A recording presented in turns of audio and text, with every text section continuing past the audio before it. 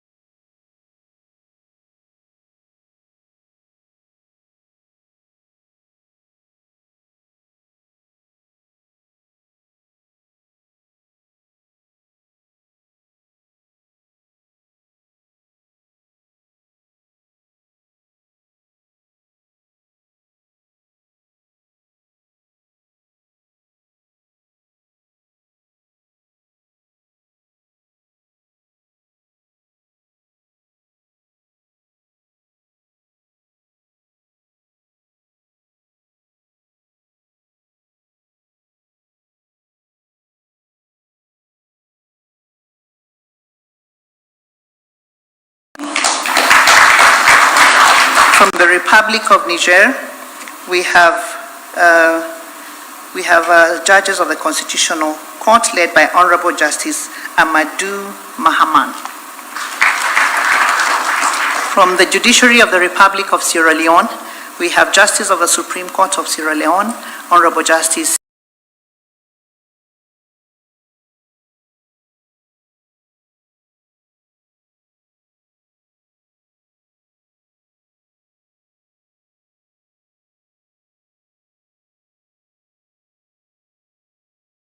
Peter Dambuza, Justice of the Supreme Court of Appeals, who is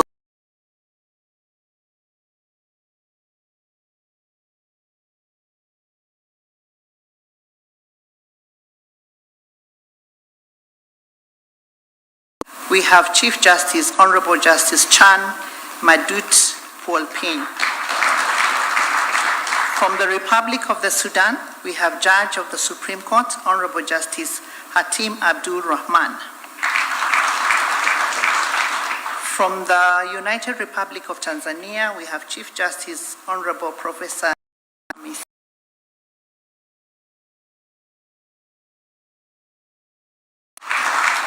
from the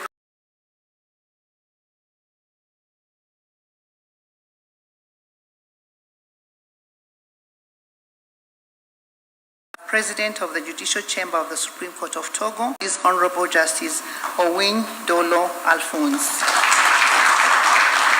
From the Republic of Zambia, we have Deputy Chief Justice, Honorable Justice Michael Musonda.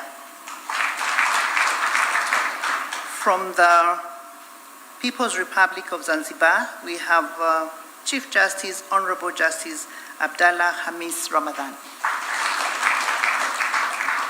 From the Republic of Zimbabwe, we have the Chief Justice, Honorable Justice Luke Malaba. We are also honored to have representatives of our regional courts. From the East Africa Court of Justice, we have the President of the Court, Honorable Justice Nestor Kayobera. From the Comesa Court of Justice, we have Judge of the Appellate Division, Honorable Justice Dr. Wael Mamdou Hassan Yusuf.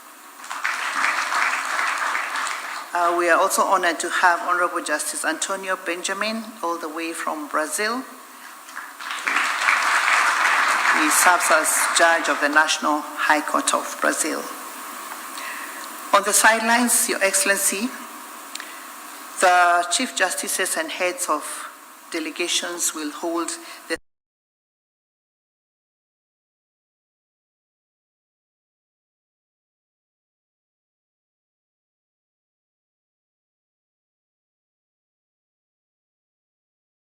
I just want also to take this opportunity to thank you so much for gracing this occasion. We've invited you to several of our forums, and you have always supported us. We do not take that for granted. Distinguished guests, capacity building in our judiciaries has always been at the center of the ongoing conversation on greening judiciaries.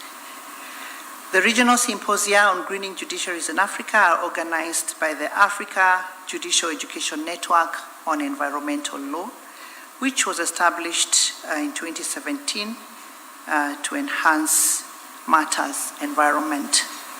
In this regard, Your Excellency, we are pleased to be joined by the heads of judiciary training institutes from the continent, as well as the board members of AJNL.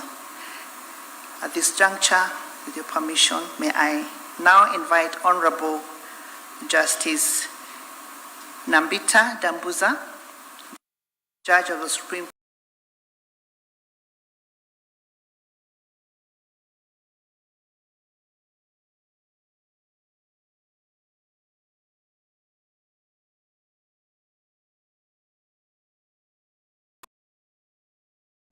Judge Dambuza. President Dr. Ruto, the Chief Justice of Kenya, the Deputy Chief Justice, Mr. Speaker, all the Chief Justices present here today, my colleagues, distinguished guests, ladies and gentlemen, I also observe the protocol that has been outlined. It is my singular honor and privilege to address this gathering on this third symposium of the Africa Judicial Education Network on Environmental Law. I will not repeat the background, it has already been given. But I must start by thanking the former Chief Justice,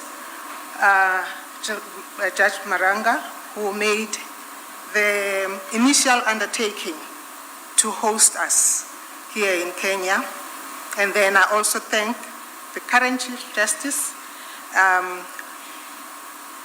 for observing that undertaking. I also thank her local organizing team for the great work that has resulted in this grand affair and the warmth and enthusiasm that they've showed us. I highlight the support that we have been given as AJNL by UNEP since the birth of AJNL in Johannesburg in 2017.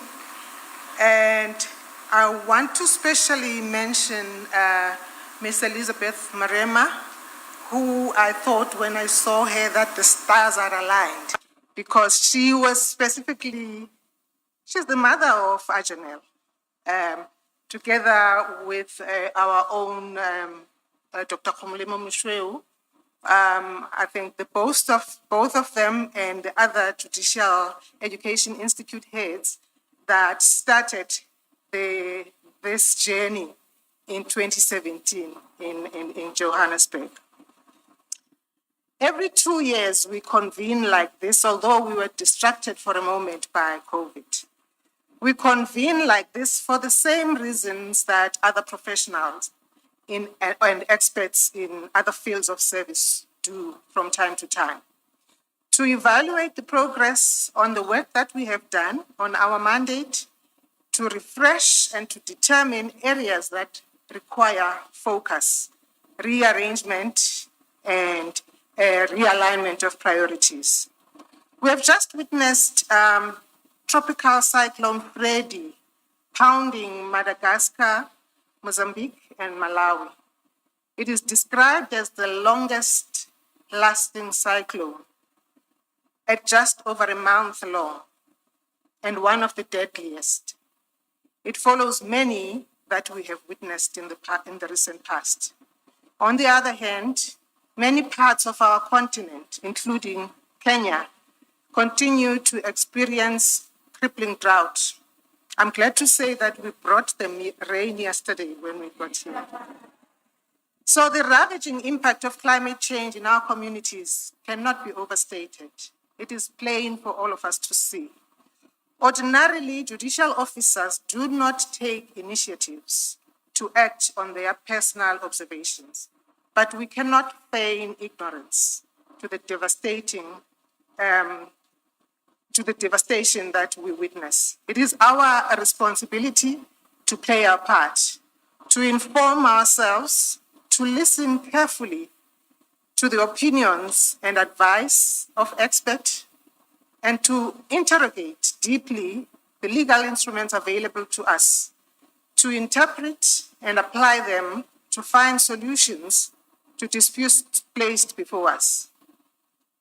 The conveners of Agenel acknowledged in Johannesburg that a competent, independent, and skilled judiciary is necessary for advancing sustainable development. Here in Africa, we have our common peculiarities, which must be taken into account in order for justice that we dispense to be truly transformative.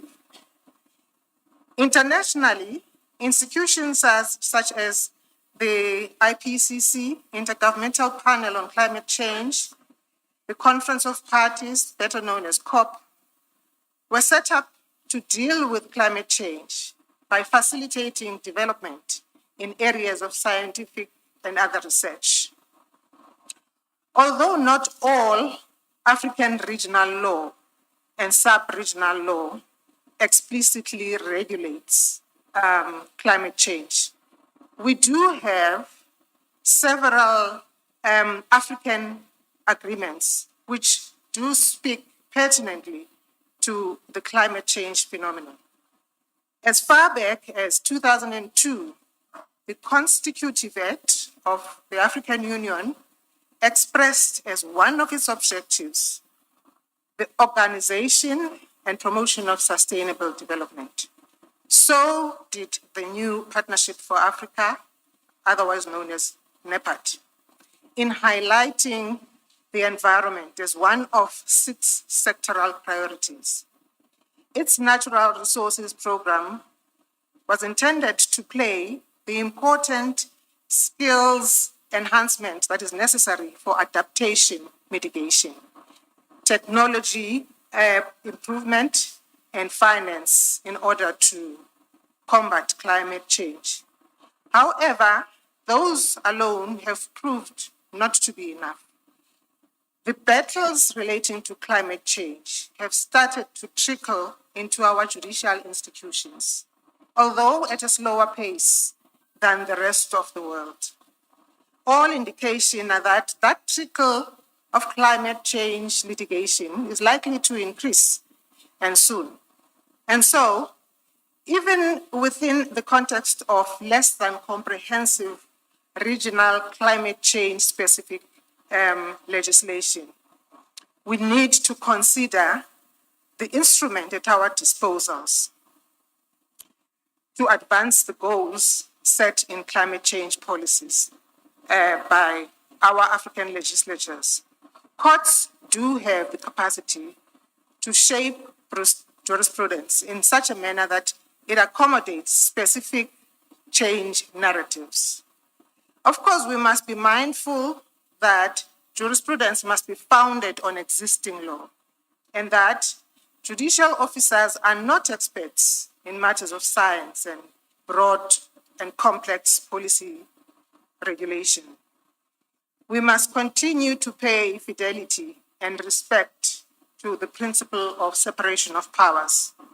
But even within this complex context, courts are still able to point out deficiencies in compliance with obligations on the part of the executive, the legislature, and private organizations and private parties. Focus on climate change continues to strengthen with concomitant domestic and international laws and policies. The number and causes of action for climate change cases is increasing. We need to be ready in order for the trust in courts to be maintained and enhanced. The increase in class action litigation presents new dynamics. Within this process, the role of courts in defining and developing not only the right to the healthy environment, but the obligations necessary to protect the planet.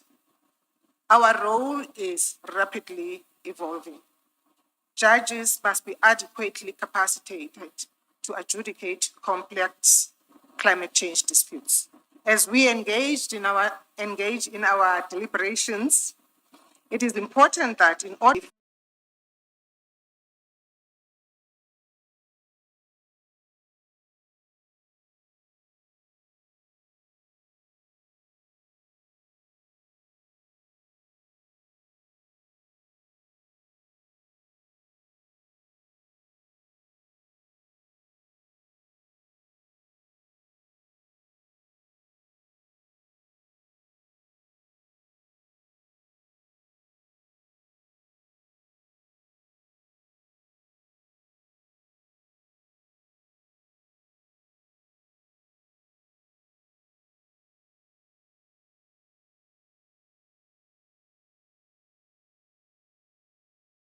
and all the work that you continue to do.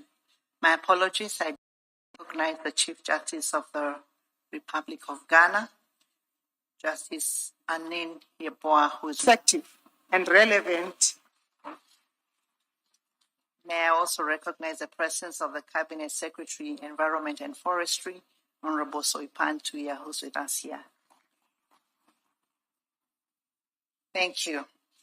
Your Excellency, ladies and gentlemen, the United Nations Environment Programme has been instrumental in this initiative, and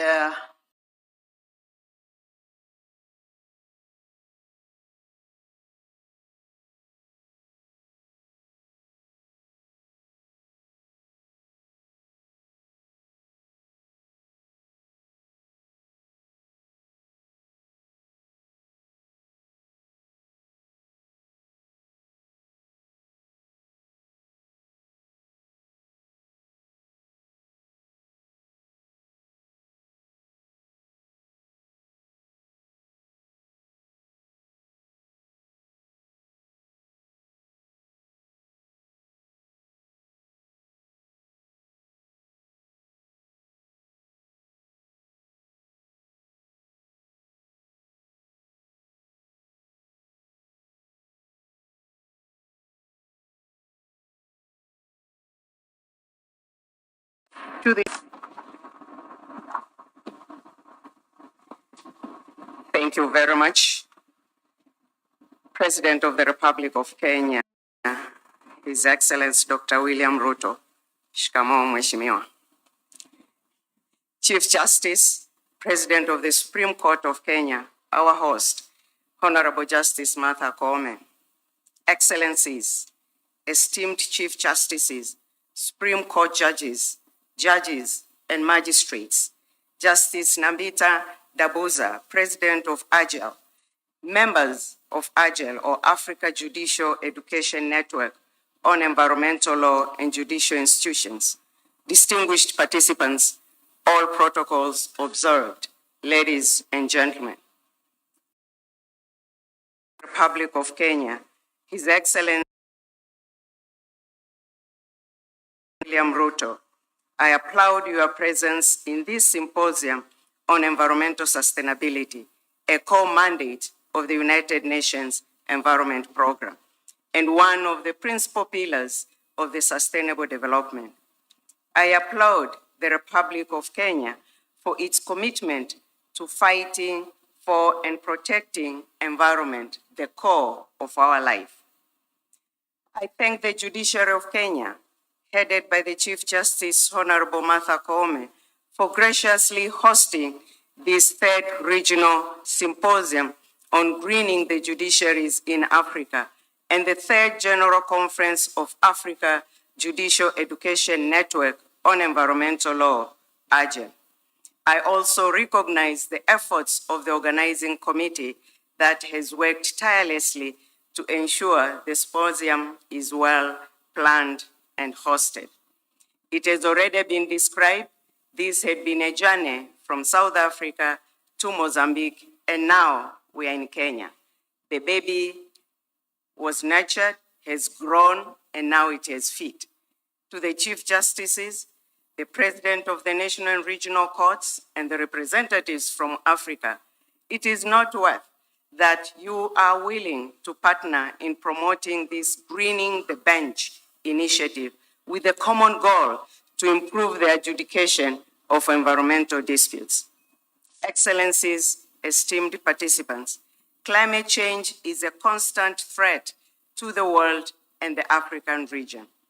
As the world regrettably crosses the 1.5 degrees centigrade limit of global warming, Africa could be approaching catastrophic levels of up to 3 degrees centigrade rise in temperatures. This will lead to amplified negative effects in Africa, impacting 257 million people currently experiencing hunger and 60 million children facing malnutrition, and placing the cost of the continent at between 1.9% to 16% of its GDP. Alongside this is the expected surge of vector-borne diseases like malaria that are exacerbated by climate change and increasing flood risks costing up to $10 billion. This is against the backdrop of the COVID-19 global pandemic, which added the equation of climate change stressors. Climate change is not just a pressing global environmental challenge. It disproportionately affects developing and least developed countries, despite their historical lower contribution to its causes. It is not underestimated to say that climate change impacts all aspects of life and accentuates challenges faced in Africa. Climate change is a threat multiplier, disrupting livelihoods and driving people into forced displacement and migration. Climate change intensifies scarcities of natural resources, which can drive violence and conflict, mounting pressure on government relations. Climate change threatens the capacity of governments to protect its people, promote security and welfare, and advance development in a sustainable manner for the benefit of all. Efforts to address the negative consequences and the impact of climate change raise difficult questions of law and policy. What role do the law and legal institutions play in climate action, including adaptation and mitigation measures? What role can actors within legal institutions, such as judges, lawyers, legislators, academia, among others, play in climate action through compensating the law for loss and damage and climate financing? What is the role of the environmental rule of law to achieve climate justice? Just last week, at the initiative of the government of Vanuatu, the United Nations General Assembly adopted a resolution calling for the first time on the United Nations International Court of Justice to establish the obligations that countries will have to address the climate crisis and the consequences if they do not. This celebrated development for an advisory opinion clearly underlines the role of climate justice in the environmental rule of law. Action on current and future adverse impacts of climate change in Africa requires strengthening climate-related institutions, laws, regulations, and policies to support mitigation and adaptation. These measures must emphasize the eradication of poverty and equality, crucial elements of sustainable development.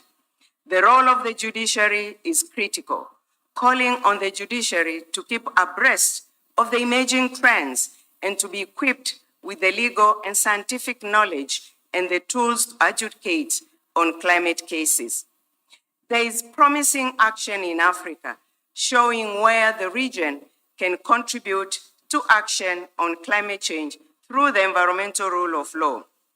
At the international level, African countries demonstrated leadership. Literally up to 98% of African countries submitted their first nationally determined contribution commitments to the Paris Agreement on climate change.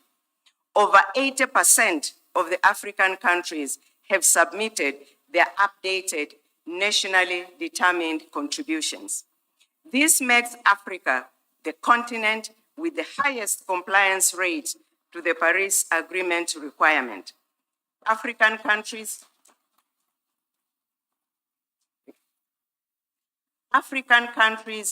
have together a plethora of laws and policies on environment and climate change, complementing these nationally climate-determined contributions.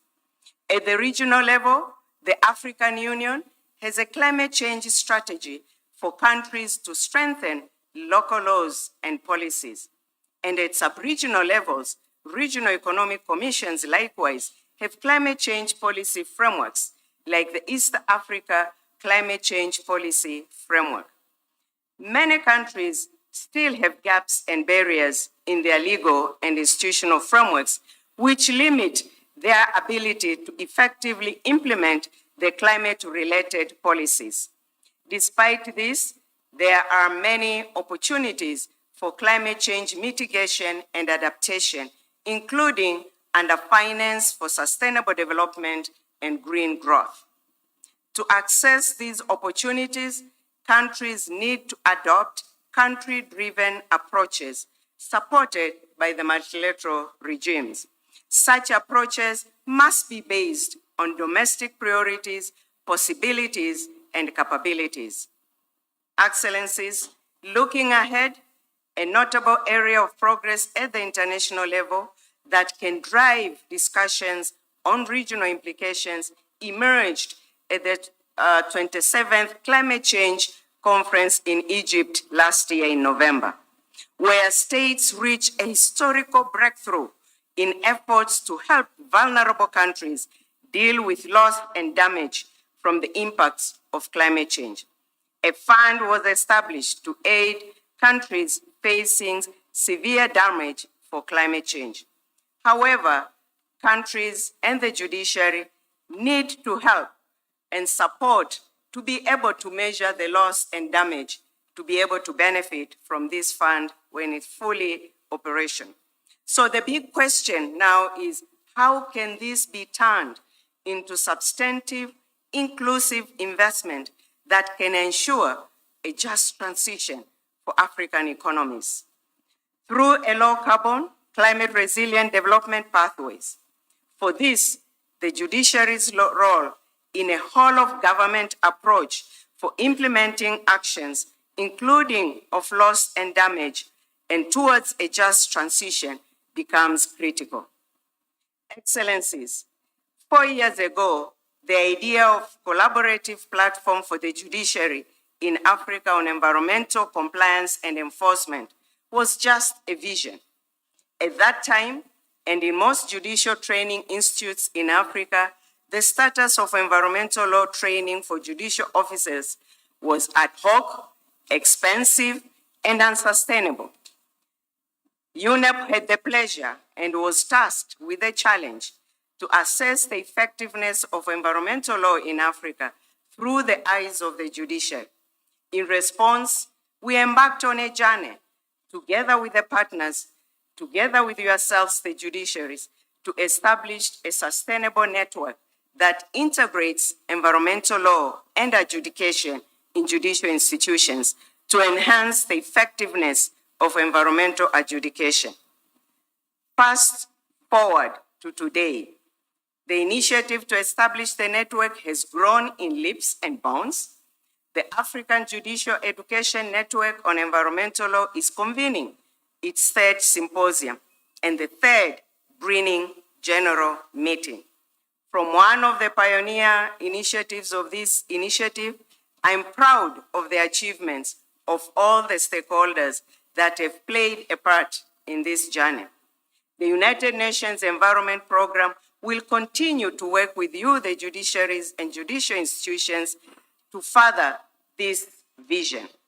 I wish you a fruitful deliberations as you reflect on the gains made in integrating environmental law, in particular climate change in judicial training.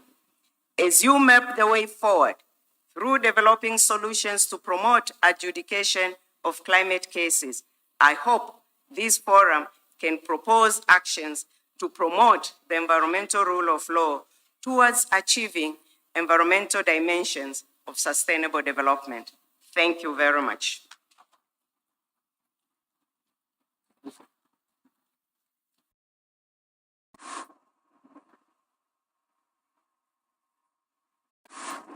Thank you. Rema, we owe a huge debt of gratitude to the UNEP. We do not take for granted the support that we continue to receive from UNEP and all your partners. Thank you very much. Excellency, may allow me to acknowledge the presence of Lord Robert Comworth, a former Supreme Court Judge, the United Kingdom. Thank you very much for joining us. At this juncture, Your Excellency, I will request the Honorable, the Deputy Chief Justice, Vice President of the Supreme Court of Kenya, of the Republic of Kenya, to come forward and the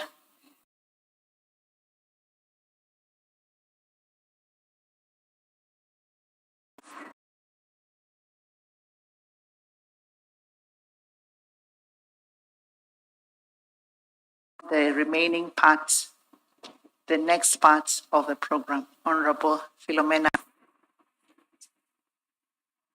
Thank you, Chief Registrar. Excellency, the President of the Republic of Kenya, who is also the Commander of our Defense Forces, Dr. William Samoei Ruto, the Honorable the Chief Justice of the Republic of Kenya, Mother Kome, Mr. Speaker, sir, the Honorable Mr. Moses Wetangula, otherwise known as Masika, my lords, the Chief Justices of Africa, I am very delighted that this is real. It has finally happened. I am happy that I stand here to welcome all of you to Nairobi, Kenya, the green city in and under the sun. Karibu sana Nairobi. Kenya hakuna matata. I am delighted to join all of us today and to be the one to start making everybody comfortable in the judiciary of Kenya.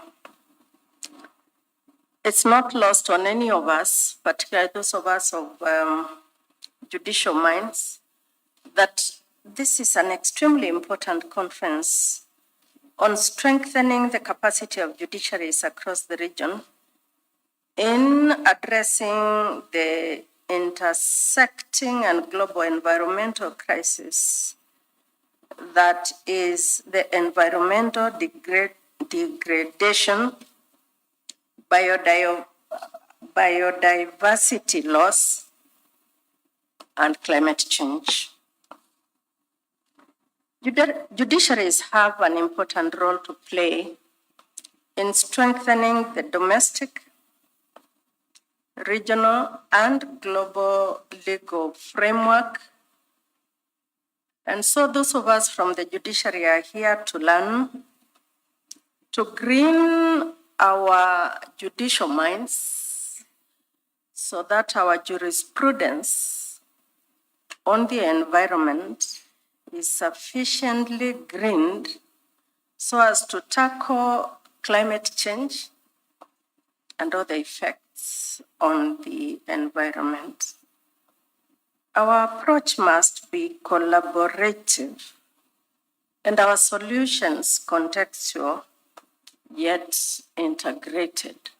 Hence the reason why Africa is present in Nairobi, Kenya. Colleagues, I look forward to learning, to sharing ideas and best practices from across the region of Africa. It is the cross-fertilization of ideas, innovations and approaches that will improve our legal frameworks and green jurisprudence on issues climate change, enhance access to justice in related matters, and ultimately contribute to the global effect in addressing climate change. I'm happy it is happening during my time, and I'm happy that it is happening in Nairobi, Kenya. Welcome. And let us learn, let us take time to learn, because after the third symposium in Nairobi, all of us in the judiciary in Africa will be expected to think green,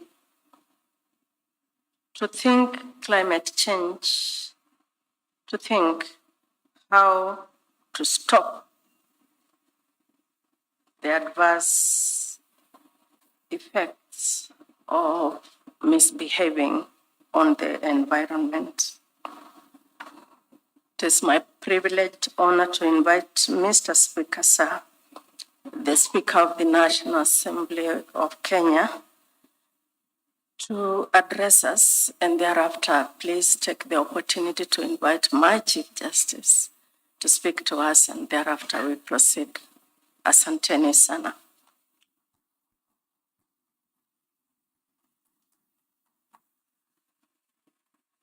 Thank you, Deputy Chief Justice. Your Excellency, our President and Commander-in-Chief,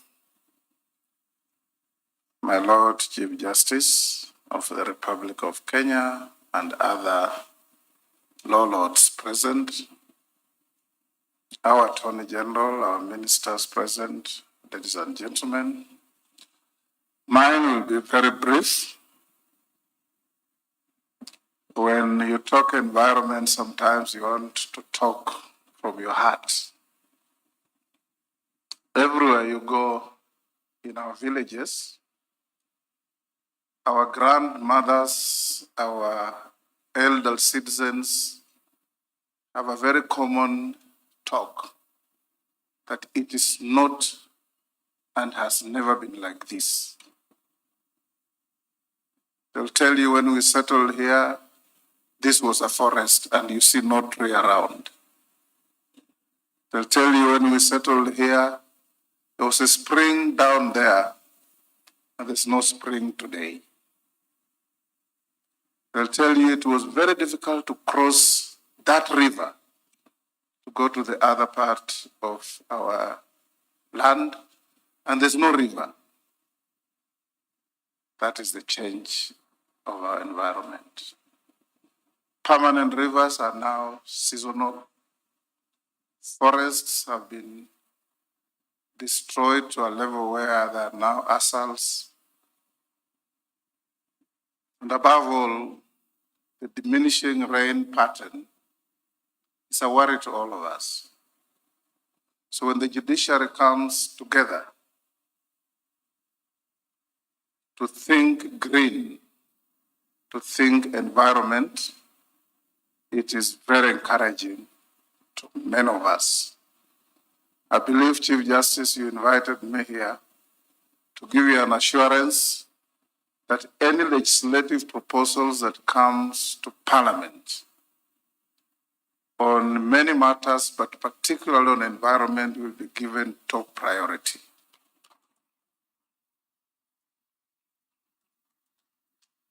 Your Excellency, we need a serious review of environmental-related legislation because most of it predates our independence, when we used to tap offenders on the wrist and tell them to go away. people armed with power source mowing down forests with impunity get away with it. People who release pollutants into our fresh water sources like rivers get away with impunity. I'm sure, Your Excellency, a year ago you read the serialization in one of our dailies of the death of Athi River, right from Nairobi, where is the source, to the end in the Indian Ocean. It's a sludge. And from that sludge, wananchi grow crops that they bring back to us to eat, highly toxic material. So as the judiciary gets at the centerpiece of greening the world, the judiciary only enforces the law that we pass. And they also punish those that you take there to be punished. The Chief Justice will not stand on the street corner and hunt for offenders. She sits and waits for them. So I urge the executive, Your Excellency, to be firm in dealing with those who destroy environment, those who pollute our environment, those who pollute our rivers. And finally, you are all Africans. We are told in every symposium we go that the Congo Basin and the Amazon Basin are the lungs of the world. But every day you fly over the Congo or read about the Congo, you are told of how many millions of acres of Congo are disappearing. We urge you, the law lords, to ensure that you also exert a bit of influence on the executive. Don't sit there and wait for the laws to be brought to you to interpret and administer. Also make proposals to the executive that this law, the punishment is too lenient, the enforcement is difficult, make it easier so that we can be able to protect our environment.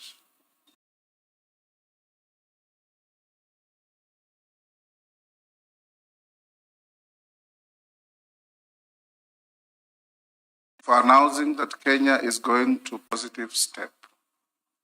But as we plant the trees, Your Excellency, we must have a clear roadmap on how to plant the trees, how to look after those trees, and how to protect those trees. In certain jurisdictions, you cannot cut down a tree in your own home without permission. But in our country, sometimes we take liberties and cut trees that are not even on our properties. Let me end here by saluting all of you, law lords, with our Chief Justice taking the lead for bringing this important meeting to Kenya. And I believe that at the end of the meeting, Kenya will be a lot richer in our protection and sustainment of our environment. Thank you, Chief Justice. I now invite you.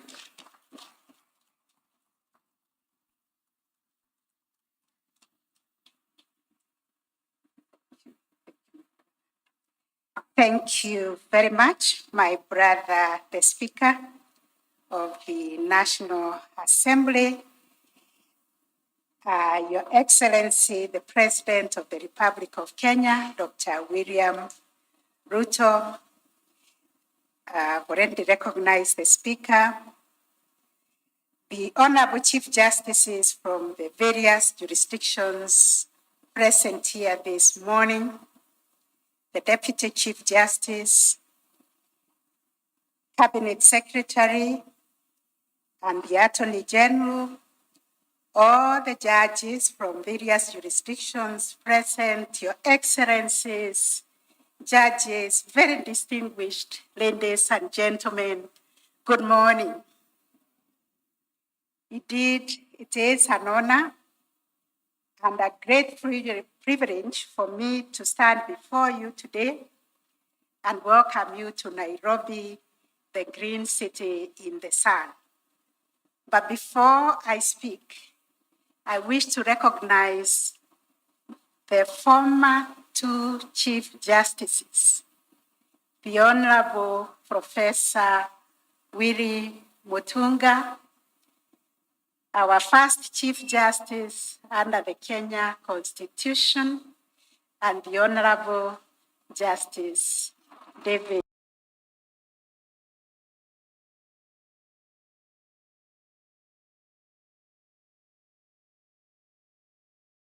Your name, if you could come here, both of you, my lords, and just say hello to these delegates. I am very, very honored to have you in this forum. I am standing on your great shoulder because you started the judiciary on a transformation. Please greet the audience. Habari zenu? Karibuni Kenya.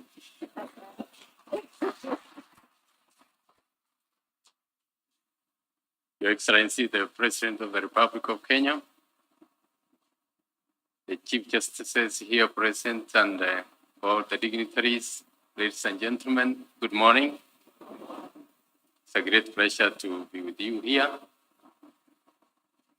When I was in Zimbabwe in 2019 and I requested that this meeting be held here, we thought we were going to hold it in 2020, but we all know what happened and it was not possible.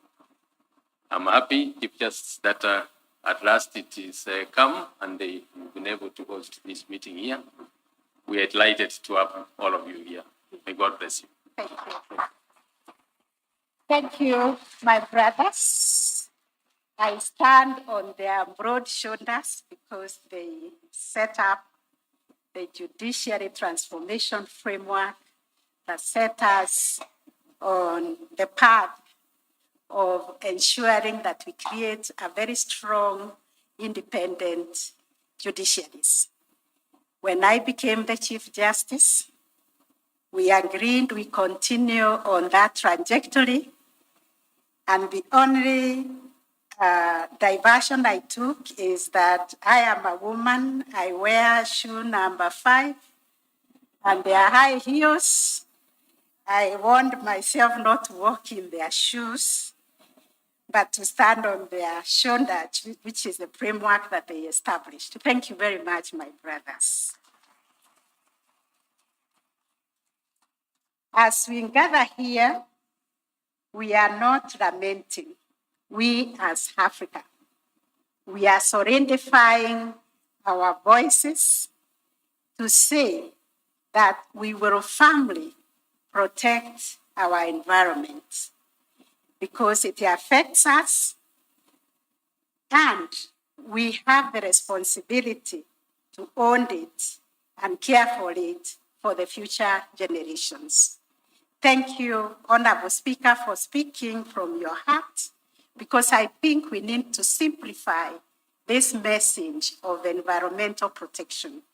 And I, being a child rights defender, what I'm telling people now is that we need to nurture our environment the same way we nurture our children. I would like to take this opportunity to express my sincere gratitude to each one of you for making time to come to Nairobi to attend this symposium. Your Excellency, this is indeed a sign of all our unwavering commitment and dedication to the cause of environmental justice. And your esteemed presence today is a testament to the importance and urgency of the issues we are here to discuss and also to resolve. We as African judiciaries, we have already agreed on a pathway to forge a corrective front in the fight against climate change. As we gather here in Nairobi, I am happy to share with you that the Kenyan judiciary is committed to serving as the hub for African judiciaries dialogue. We need to talk to each other as Africans. You have heard that we are bearing a bigger burden of the effect of the climate change. This is enough to bring us together. And for us, in the Kenyan judiciary, we view hosting regional judiciaries dialogues also as a means of fostering the development of African jurisprudence that is responsive to the unique concerns and aspirations of our continent. It is our vision to create a robust and dynamic platform for knowledge exchange, for our capacity building, and collaboration among African judiciaries, enabling us to better understand, interpret, and apply the law to promote the social development and transformation of our respective judiciaries. In this context, Your Excellencies, ladies and gentlemen, we view this 3-in-1 symposium on climate change as part of regional judicial dialogue aimed at providing a platform for us African judges and judicial officers to exchange ideas, learn from each other, and acquire the requisite knowledge, skills, and tools needed to effectively address the challenges facing our continent. As we all know, our continent is particularly vulnerable to the impacts of climate change.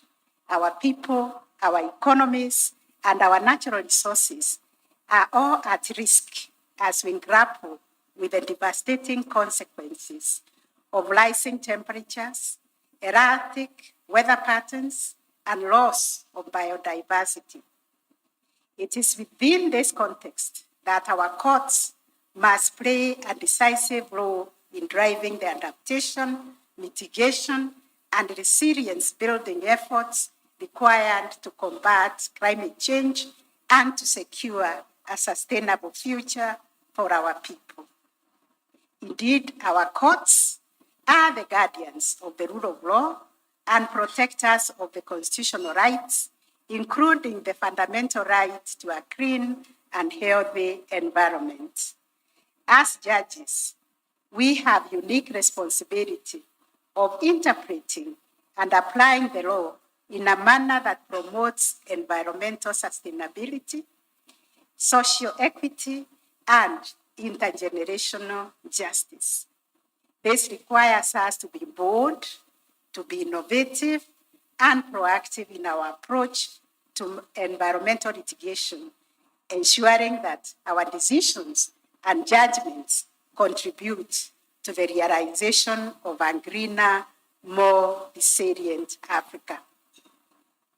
In Kenya, we have made significant strides in promoting a transformative environmental constitutionalism that is rooted in the provisions of our Constitution and the jurisprudence of our National Environmental Tribunal and the Environment and Land Court and other superior courts.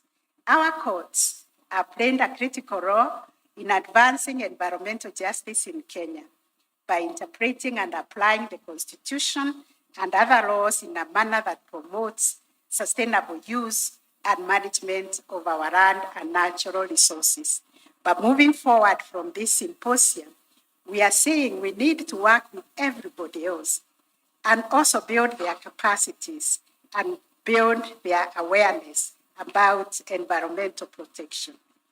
And as we look to the future, it is imperative that our judiciaries in Africa will continue to play a proactive role in the fight against climate change and building successes and lessons learned from our experiences thus far. We must be unyielding in our pursuit for justice, ensuring that our decisions and judgments contribute to the realization of a greener, more resilient, and sustainable Africa. In this regard, I call my brother and sister Chief Justices and judges present here today. We all join hands in a united front against climate change.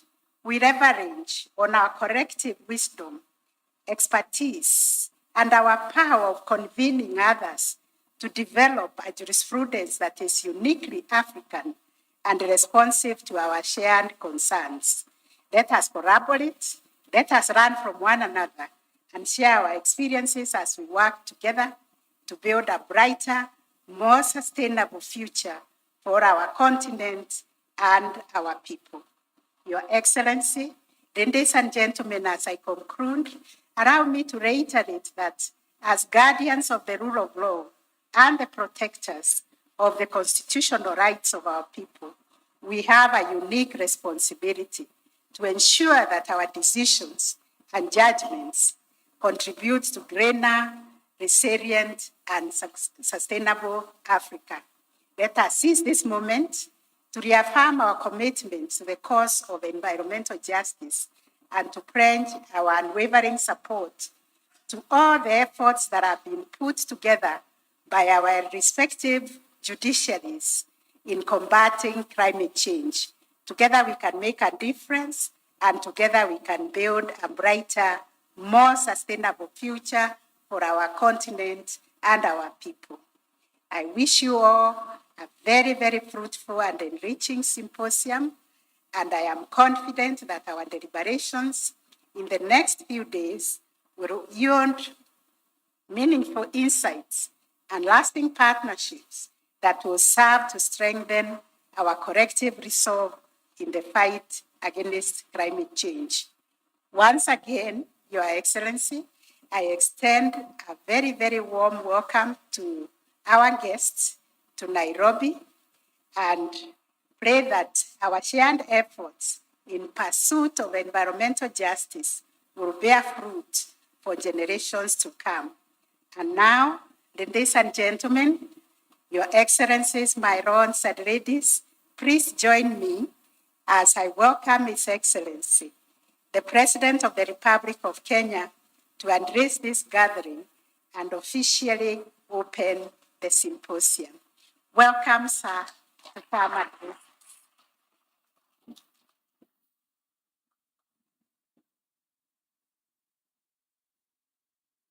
Please, let's take our seats.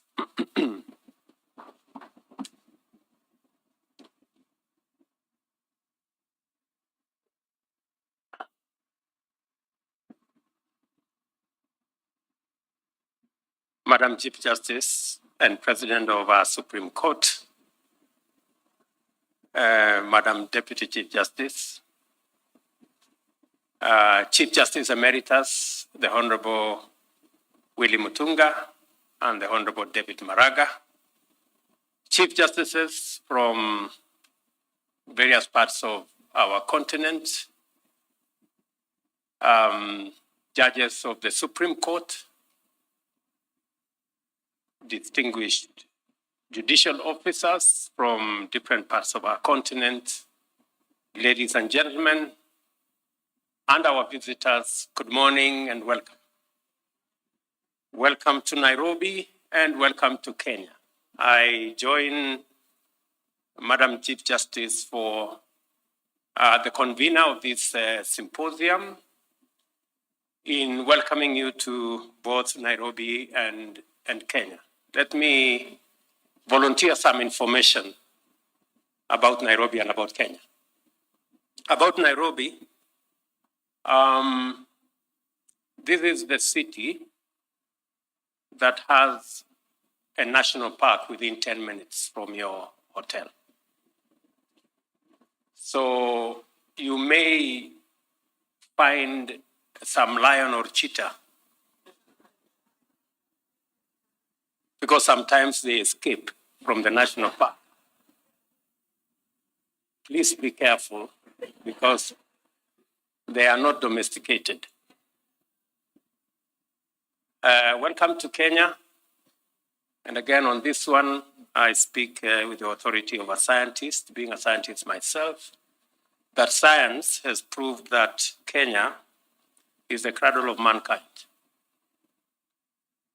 you may find yourself having this feeling that you are more at home here than from where you come from. Please understand that this is where we all started, and we can tell you, welcome home.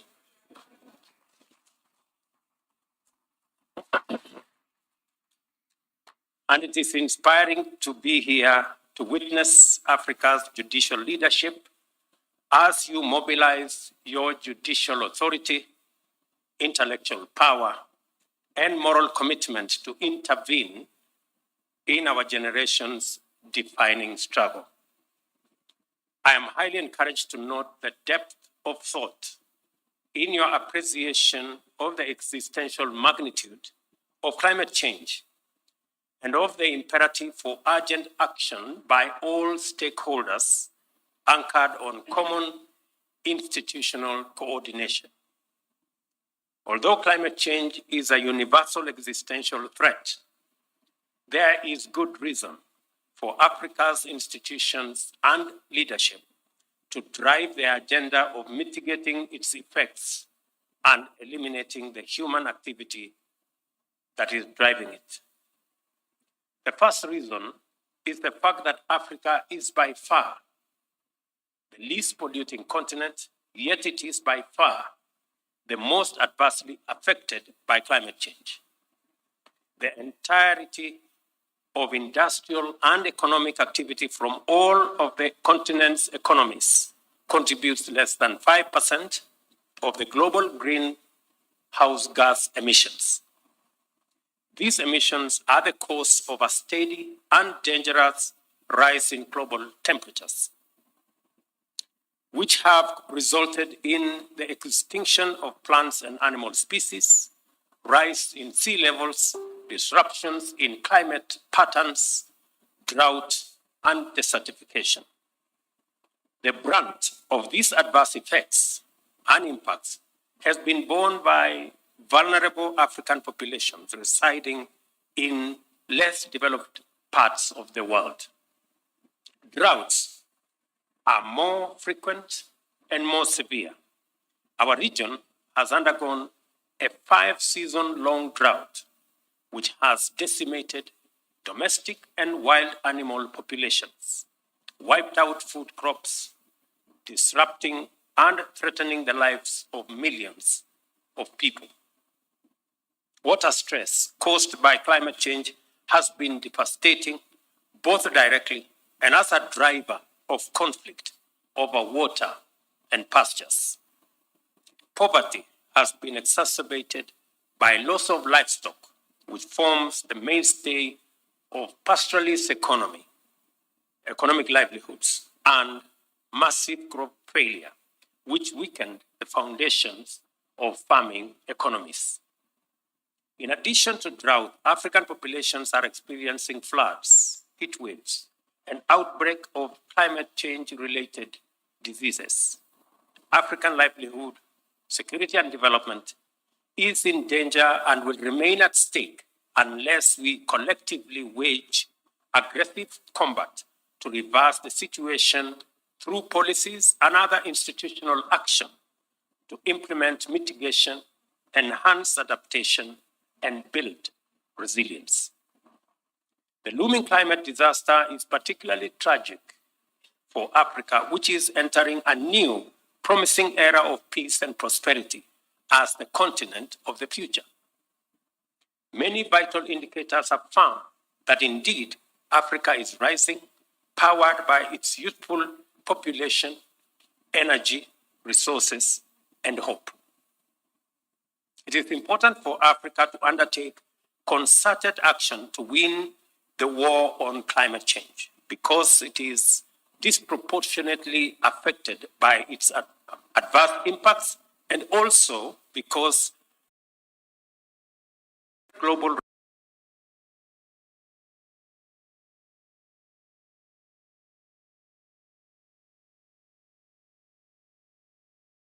change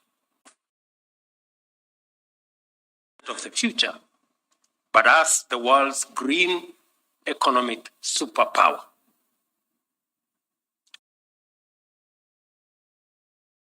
power green industrialization. Our clean and green power potential is incomparable. Just to give you indications, 92% of our grid in Kenya is clean and green. It is the case in many other African countries, and the potential to make it the case in many African nations is real and is possible. Our clean and green power potential, as I said, is immense. Hydro, geothermal, wind, and solar power potential is super abundant.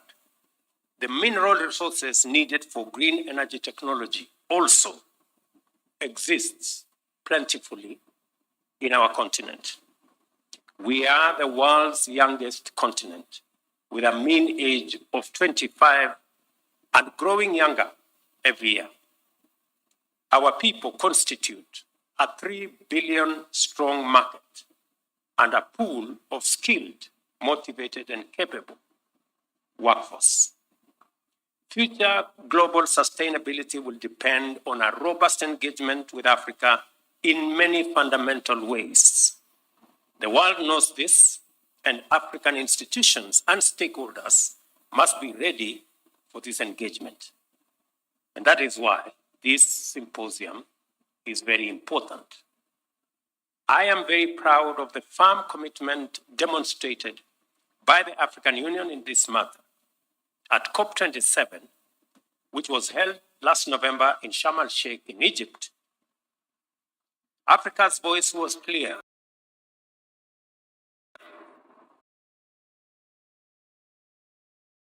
And prejudicial to Africa and the global South.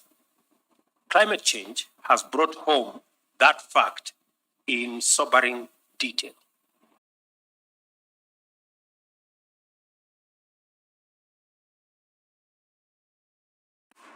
Africa is emphatic that although prosperity is an urgent goal to liberate our people from the indignity of poverty and inequality, the path of pollution is not an option.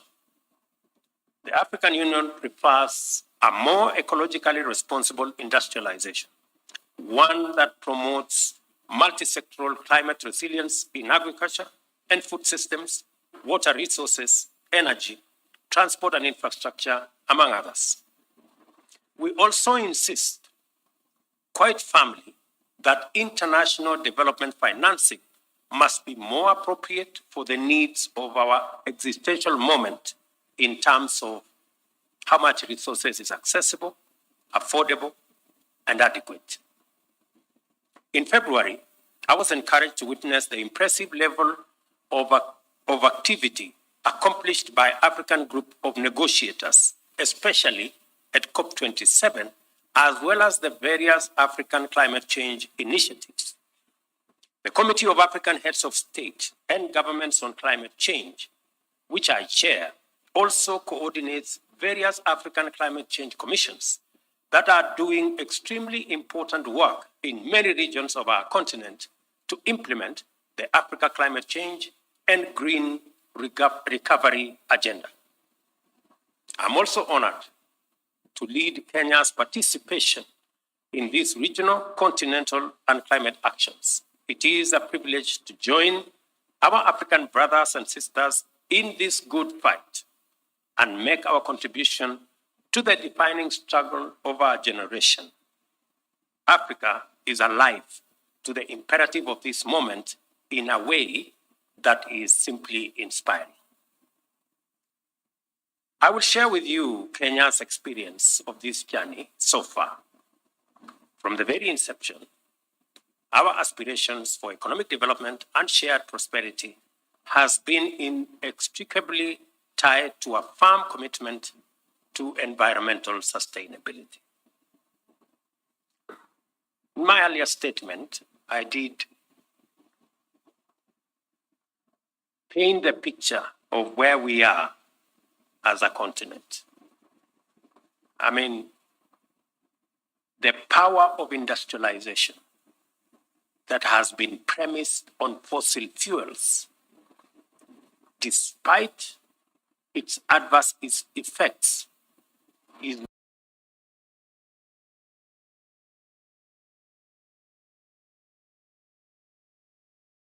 utilizing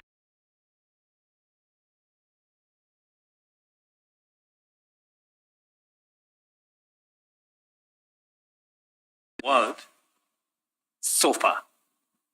The world, do we get, or do we go green? I think that decision is no longer a decision that we are waiting to make. It is an existential threat that faces us as humanity, and the option is already made for us that we can only go green. Why Africa is in a pivotal position as we go green is because, number one, Africa has the highest reserves and potential for green energy, whether it is geothermal, wind, solar, hydro. No other part of the world has the resources we have. Number two,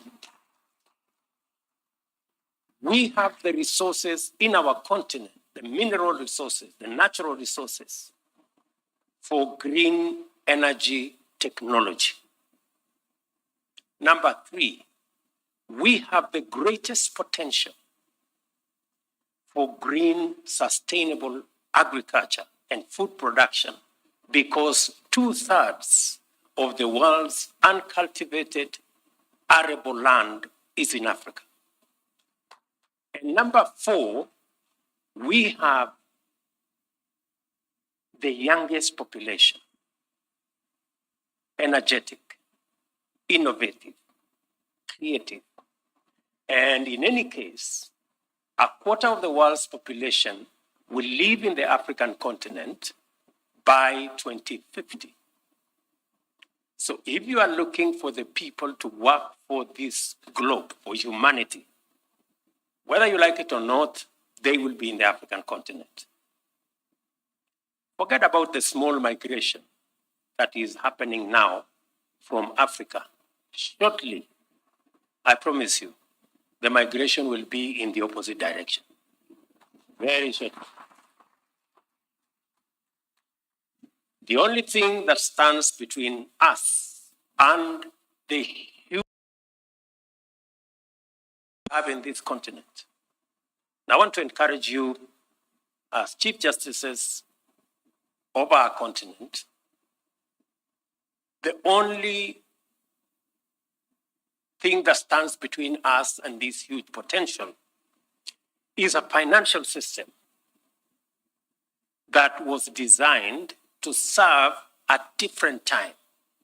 And that is why we are insisting that we must rethink the international financial system to align it with the reality and the imperative of this moment.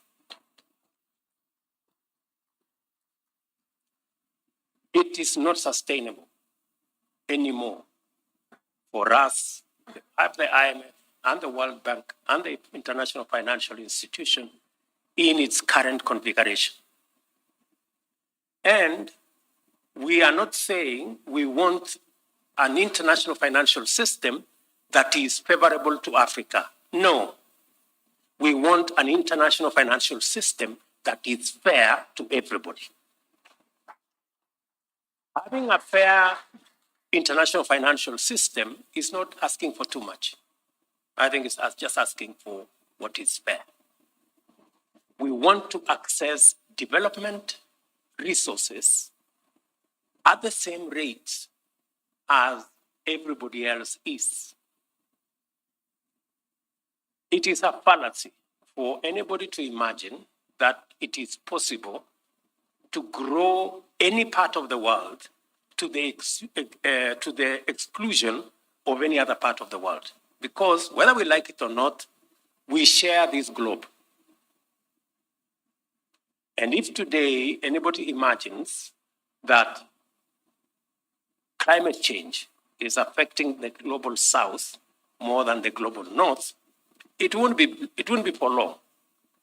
Shortly, we will all either float or sink.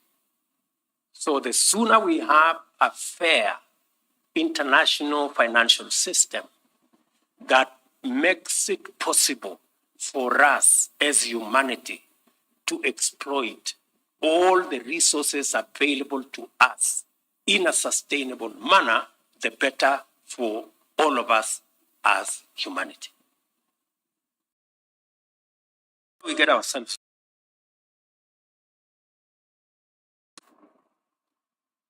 As a continent,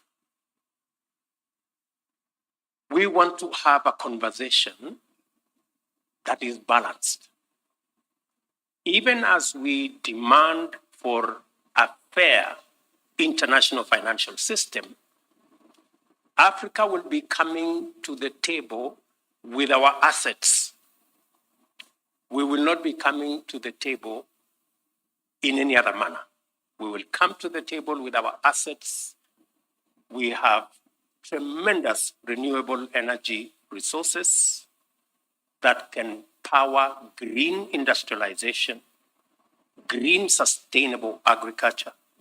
We will be coming to the table with millions of enthusiastic, hardworking, innovative, creative young people. We will be coming to the table with our natural and mineral resources that can be used for green technology to power the world's future. We will be coming to the table with a huge 3 billion African market. So we will be coming with assets. And I think, good people, we must make our case unapologetically so that we can occupy our place on the table. Because I am told, if you are not on the table, you possibly could be in the menu.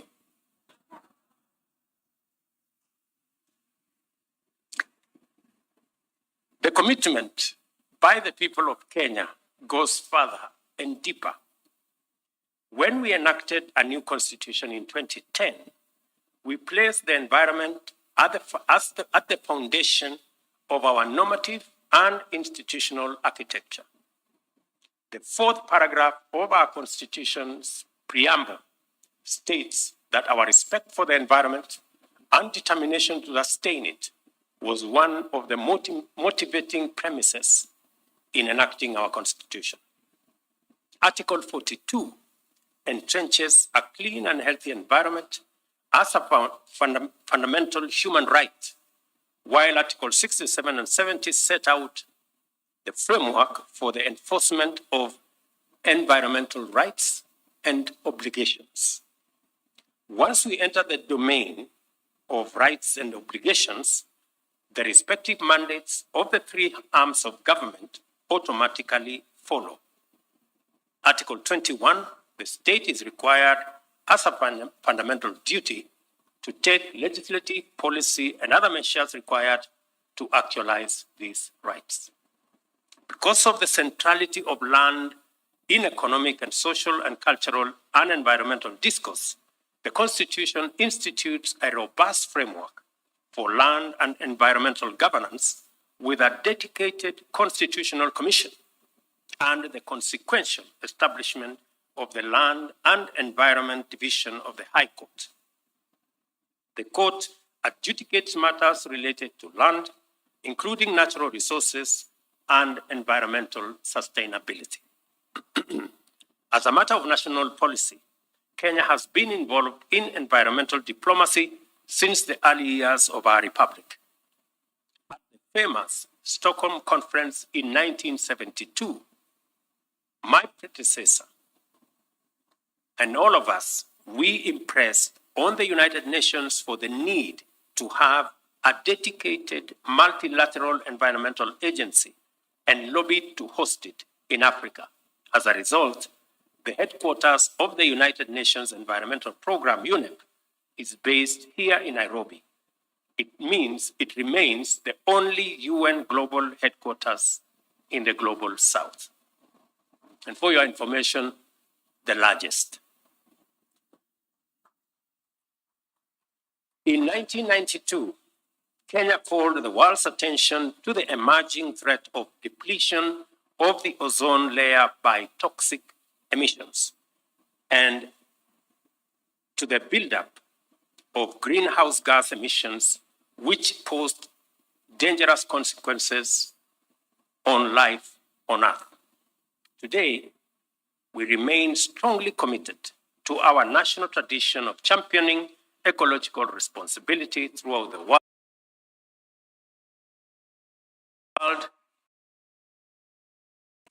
In 2016, Parliament enacted the Climate Change Act, providing us the institutional framework to anchor the national response to climate change. It also legislated the Environmental Management and Coordination Act, which sets out the principles, standards, and procedures for the sustainable use, conservation, and management of the environment and all our natural resources. In December last year, I launched a national tree planting drive. The Forest and Rangeland Restoration Initiative aims to grow 15 billion trees by the year 2030, and this will increase the national tree cover from the current 12.3% to 30%, which will be 3 times the constitutionally mandated minimum of 10%. It will further contribute to our African Landscape Restoration Initiative target, as well as other initiatives to restore degraded lands, forests, and water towers. The government of Kenya is also taking measures to ensure that every ministry, department, and agency aligns its policies, strategies, programs, and projects with our green agenda. Strengthening the role of judiciaries in addressing climate change in Africa, which is the theme of this symposium, is highly appropriate, and it is also of fundamental significance to our collective readiness to take up global leadership in post-transition economic and industrial order, and thus usher the world into a future of green, clean, and inclusive prosperity. I congratulate you for holding the 3rd Regional Symposium on Green Judiciaries in Africa. I also recognize that you are also holding the 3rd Chief Justices Forum on Environmental Law, as well as the 3rd General Conference of the Africa Judicial Education Network on Environmental Law. Thank you for doing it now and hosting them here in Kenya. We are deeply honored to be your hosts, and I hope that we have lived up to your reputation to our reputation of legendary hospitality, magical attraction, and delightful experiences. Critically, this event demonstrates beyond any doubt that our judiciaries have come of age. We cannot take this development for granted because our judiciaries will determine whether Africa's institutions exist and are ready to handle the immense mandate that a green future entails for all of us and for the world.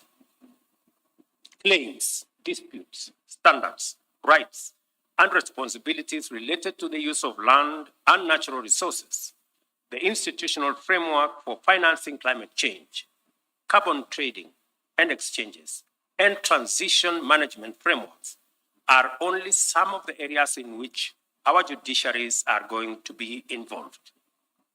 They must, therefore, pronounce themselves in a manner consistent with the values and aspirations of a continent on the rise. Greening our judiciaries will be inevitably multi-sectoral and interdisciplinary. Beyond local and international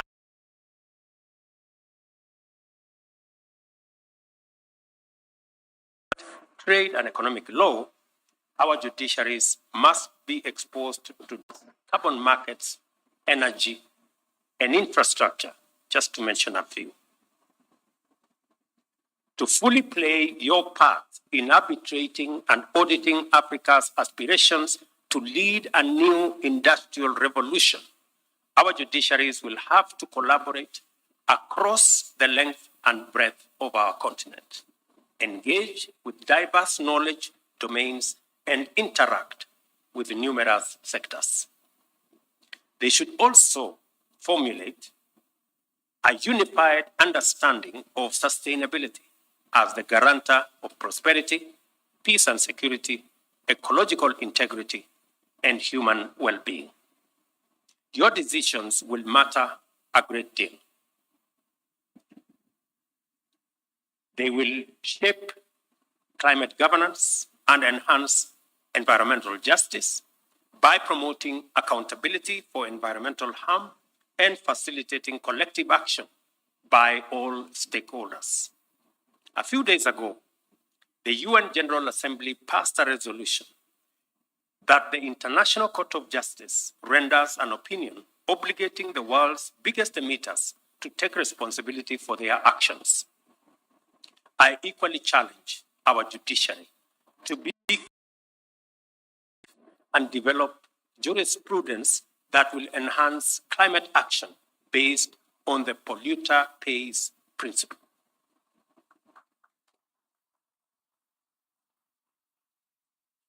You must not underestimate your capacity because it leads to positive change. I agree with our Chief Justice's statement that our judiciary should not be left behind in this fight for our sustainable future. I therefore urge you to intensify your conscious place in this historic moment and take a decision to have your voices heard for the sake of our generations and the generations yet to be born. You are here to contribute a chapter to the world's history.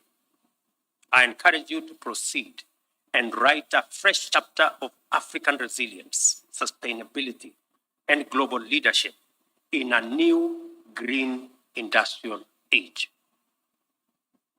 Together with the rest of Africa, I look forward to receiving a positive report about your robust engagements and fruitful deliberations. It is now my pleasure to declare the third regional symposium on green judiciaries in Africa formally opened. Thank you very much. God bless you, and God bless our great continent. Asante sana.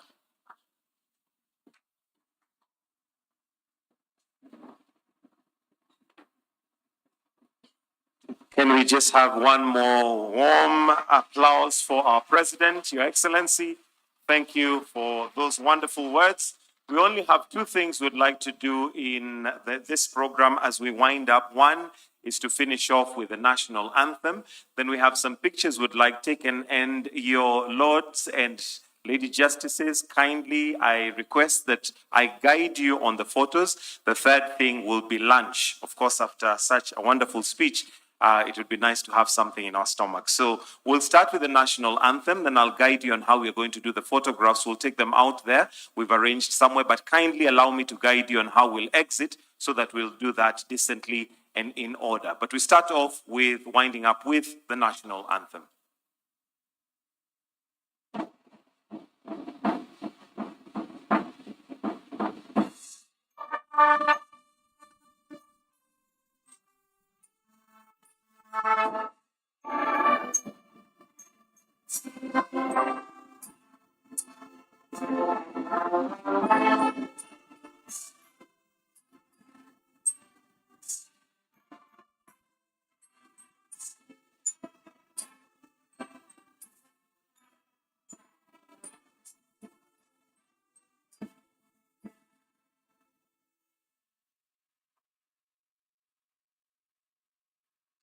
And with that, kindly we'll have the Honorable Justice Martha Koome escort His Excellency the President, followed by Lady Justice Philomena Mwilu, Honorable Justin Muturi, the Attorney General, Cabinet Secretaries present, Principal Secretaries, Honorable Lady Justice Nambita Dambuza, Miss Elizabeth Bremer, Honorable Justice Dr. Smoking Wanjala, the Deputy Governor, and the Chief